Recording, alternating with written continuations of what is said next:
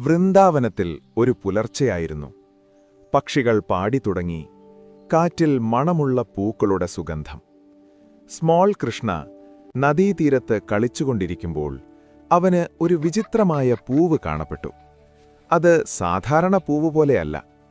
ചുവപ്പും നീലയും മഞ്ഞയും നിറങ്ങൾ മാറി മാറി തിളങ്ങുന്ന, മൃദുവായി പ്രകാശിക്കുന്ന ഒരു മായാജാല പൂവ്.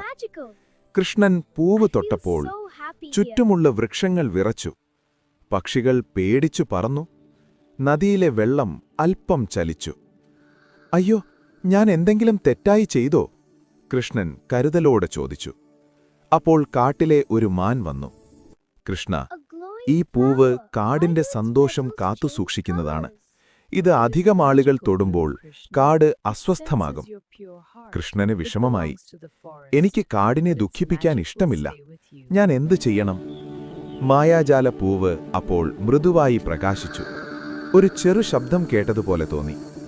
സ്നേഹത്തോടെ സ്പർശിച്ചാൽ എല്ലാം ശാന്തമാകും. കൃഷ്ണൻ കണ്ണടച്ചു. പൂവിനെ സ്നേഹത്തോടെ നെഞ്ചോട് ചേർത്തു. അവൻ തന്റെ ഓടക്കുഴൽ മൃദുവായി വായിച്ചു. അത്ഭുതം! കാട് വീണ്ടും ശാന്തമായി. പക്ഷികൾ തിരികെ വന്നു. മാൻ സന്തോഷത്തോടെ ചാടി.